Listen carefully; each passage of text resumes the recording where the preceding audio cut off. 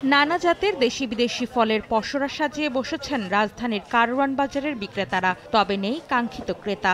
বেশ কিছুদিন ধরে আপেল 350 থেকে 400, মাল্টা 260 থেকে 280, কমলা 340 থেকে 360, আনার 500 থেকে 600 আর আঙুর বিক্রি হচ্ছে 400 থেকে 550 টাকায়।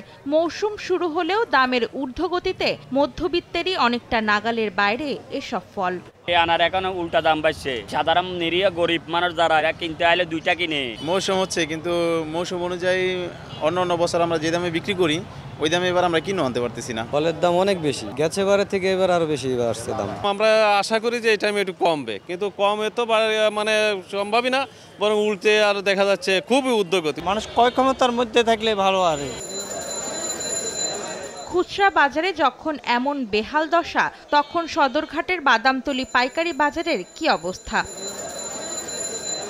আমদানিকারকদের দাবি, উচ্চ শুল্কের জাতাকলে পিষ্ট ফলের বাজার। আসছে রমজানে ফলের বাজার আরও চড়ার শঙ্কা তাদের। রমজান খুব বেশি একটা দূরে না, তো আমরা যদি এখন ফলগুলো আমদানি করতে না পারি তখন আমাদের একটা ঘাটতি বা একটা সংকটের সম্মুখীন হতে হবে। ফলের যে শুল্ক বর্তমানে খুব উচ্চ মাত্রায়, আমাদের অরেঞ্জের উপরে প্রায় 121.80% শুল্ক আমরা এখন পর্যন্ত দিচ্ছি।